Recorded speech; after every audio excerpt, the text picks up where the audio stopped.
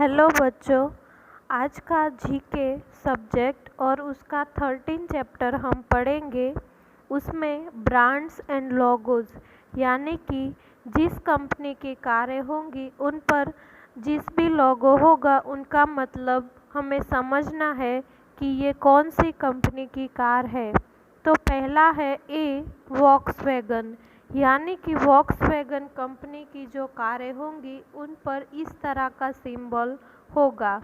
दूसरी है शेवरोलेट, यानी कि उस कंपनी की जो कारें होंगी उन पर इस तरह का लोगो होगा।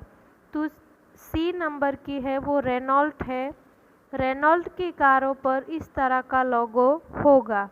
डी है मर्सिडीज़, मर्सिडीज़ की इस तरह की 3 तीरे वाली लोगो वाली जो कारें होंगी वो मर्सिडीज़ बेंज होगी।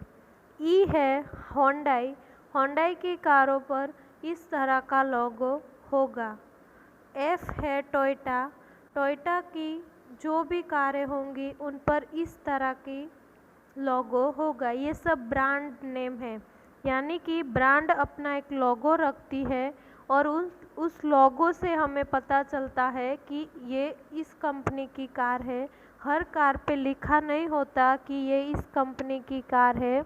हमें महिंद्रा के लोगो से पहचानना है कि ये महिंद्रा की कार है, महिंद्रा का ट्रैक्टर है, जो भी है। फिर है होंडाई, होंडाई की बाइक्स, कार सब पे इस तरह का लोगो होगा। यानी कि हमें जो भी अभी आपको देखना है आपकी आसपास कौन सी चीज़ों पर किस तरह का सिंबल है।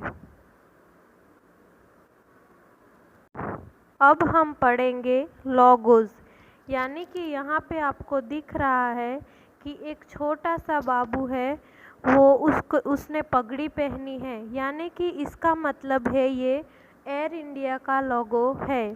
दूसरा 3 पत्ते वाला है, वो इलाहाबाद बैंक का लोगो है।